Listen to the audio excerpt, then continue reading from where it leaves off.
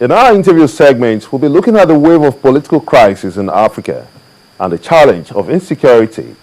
Recently, the president of Nigeria ratified the Arms Trade Treaty as Boko Haram insurgents was being labeled a terrorist organization. Also, let's find out what's happening to the political roadmap in Mali as there are still pockets of violence in Kidal, while the Guinea-Bissau still contends with the offshoot of a political crisis in Bissau. In our mission to set the record straight, Network Africa goes one-on-one with Nigeria's Minister of State for Foreign Affairs, Dr. Nuruddin Mohammed. He joins us in this dialogue. You're welcome on this edition of Network Africa. Thank you, Mr. Ashu. So now let's just quickly go into the heart of the story regarding the Malian peace mission. It has evolved from the ECOWAS mission to the AFISMA mission, and now we're talking about the MINUSMA mission. How would you say this intervention process had fared so far in restoring peace and stability to Mali? Thank you very much. To us in ECOWAS, and let me say Africa generally, Mali is one of our success stories, where concerted regional, continental, and global efforts, and the way we move to achieve consensus on what is the cause of the crisis, on how to address the crisis, actually worked at the end of the day. When the crisis started, it was essentially an ECOWAS affair. ECOWAS moved quickly, appointed a mediator and a co-mediator. President Goodluck Jonathan was the co-mediator. And ECOWAS made its own analysis that this is a very complex socio-political and economic problem which was rapidly deteriorating, which will need beyond normal diplomatic processes, will need some measure of force to address. That's what we were selling to the international community. That's what we're trying to sell to the African Union, to the United Nations Security Council. I was part of ECOWAS's delegation to the Security Council, where we canvassed this position that, hey, we need some level of force here. There was initial reluctance, let me say, from the part of the international community, who were always saying there are marginalized groups, there are threatened groups like the Tuaregs in the north, they are not sure of the use of force, who end up paying out and so on.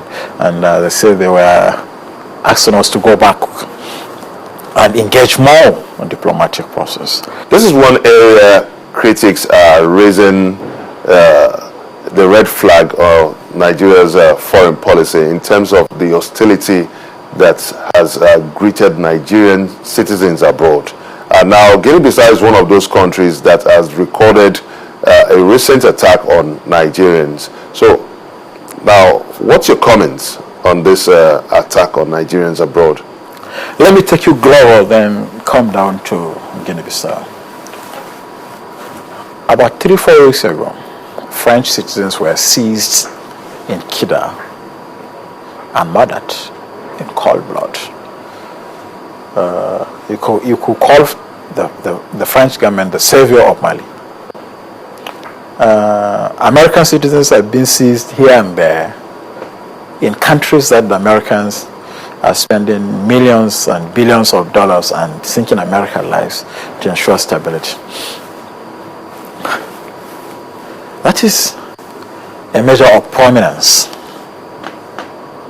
That is a measure of how influential one country is in another country's affairs. So these roles that Nigeria played, became a huge source of frustration for some stakeholders who saw Nigeria standing between them and their personal interest in Guinea-Bissau. And that was how all that attack on Nigerians was orchestrated. We take that with big heart as big brothers, and we took the case of that Nigerian who lost his life to demonstrate the potency of our citizen diplomas. We immediately demanded for apology. We immediately demanded for arrests. We immediately demanded for full-blown investigations, convictions, and reparations. And as I'm talking to you, we have gotten apologies from more than 5 quarters in Guinea-Bissau. The president then was out of the country. The prime minister visited the chancery that was partly destroyed, and he apologized on behalf of his government. The president himself apologized on behalf of the government. In fact, the president had openly apologized at ECOWAS summit. What happened to Nigeria? And they have made arrests, and they have made investigations, and they said it's politically motivated, and there will be convictions, and of course, reparations. And that's why Mr. President said, hey, I must land in Bissau, show that Nigerians are not orphans. And Nigeria, Mr. President entered Bissau in a very big way. Bissau had not seen a visiting head of state over the last 2 years. Mr. President landed there, went round, addressed parliament, addressed the cabinet, addressed the military, addressed the Nigerian community there, addressed the Nigerian community there, and promised that he will do everything within his reach. Mr. President had intended to arrive in Bissau the week that attack happened, just for the fact that the president was out of town attending Hajj in Saudi Arabia. Now, let's quickly look at one exciting area that many Nigerians are very apprehensive about, and that's the issue of the Arms Trade Treaty, which President Goodluck Jonathan recently ratified at the last UN General Assembly. There seems to be so many more to this ratification in terms of its impact on Nigeria's existence as a nation. You see, we not only ratify the Arms Trade Treaty. President Goodluck Jonathan is the salesman of the Arms Trade Treaty. I remember in September, during the United Nations General Assembly, when he took the floor, he made a statement that captured the consciousness of the world. That in Africa,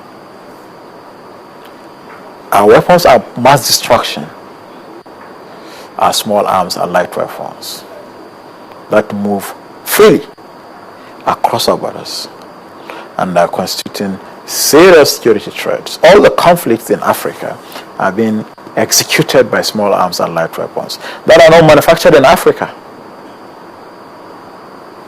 So he called for a more transparency in the trade of small arms and light weapons. And that goes to the Arms Trade Treaty, which we are now selling for all countries to ratify. As we are talking to you now, a lot of countries have ratified the treaty. Some have not.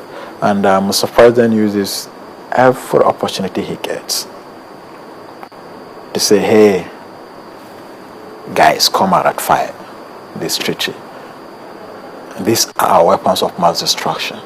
The guy who fires the AK-47 somewhere in Burundi got it from somewhere.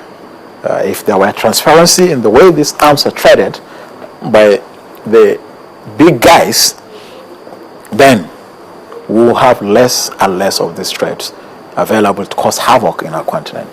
Recently in Paris, where Mr. President attended the Elysee Palace Summit on Security in Africa, that was his message, which was well received. In fact,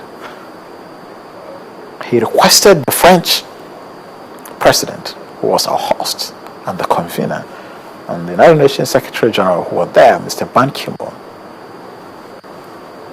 to take that message and work towards achieving it if we are not going to take anything out of Paris, the summit.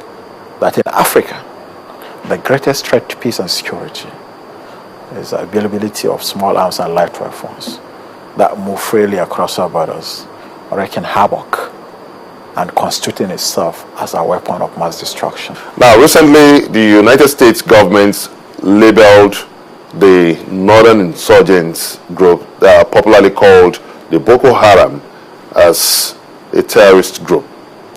What implication has this for Nigeria's peace and security architecture?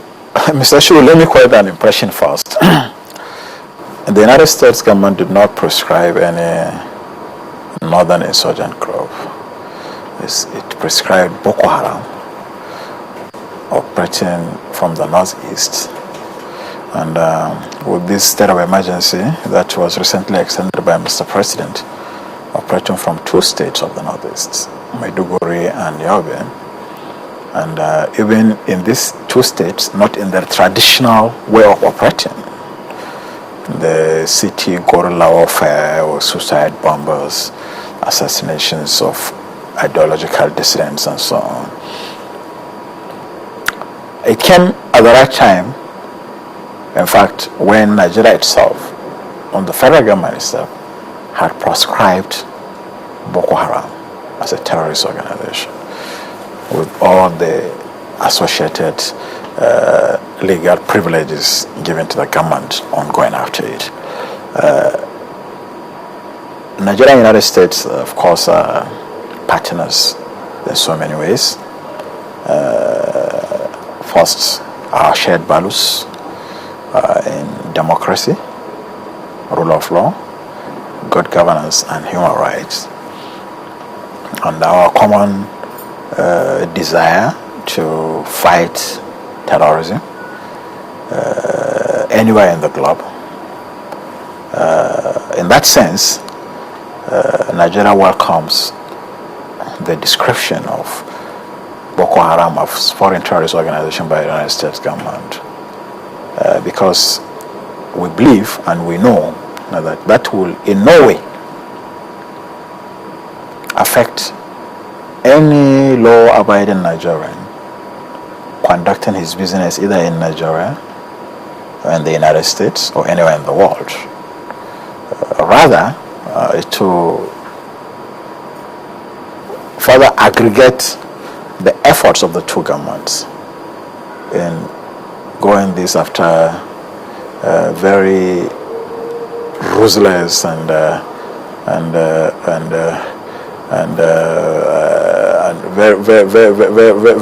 very ruthless and awful, organization that feeds on a murder, cold-blooded murder for that matter, drug dealings, and trafficking in arms. So the government welcome the description, the designation, because it is coming just after we have proscribed Boko Haram ourselves as terrorist organization. Dr. Nordin Mohammed, it's been an exciting moment having you bear a lot of classified information, if you permit me to say that, about Nigeria's foreign policy and also about Nigeria's reactions to international development. Thank you very much indeed for being a part of this edition of Network Africa. Thank you so much indeed. Thank you, Mr. Asher. Well, that's as much as we can take in this edition of Network Africa. If you've any comments, please send it to networkafrica@channelstv.com. And here's the Twitter handle on your screen. So join us same time next week for another fresh and exciting edition of Network Africa. I'm Benga Ashiru. Season's greetings and goodbye. A time comes in the life of every race when people are driven by echoes of the past to chart a course for an exalted future. Africa is a blessed threshold.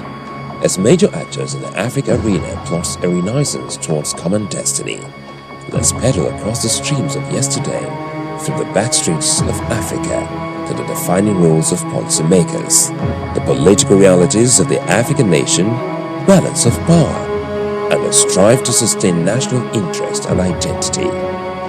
Join us on Network Africa on Channels Television. Network Africa, the rallying point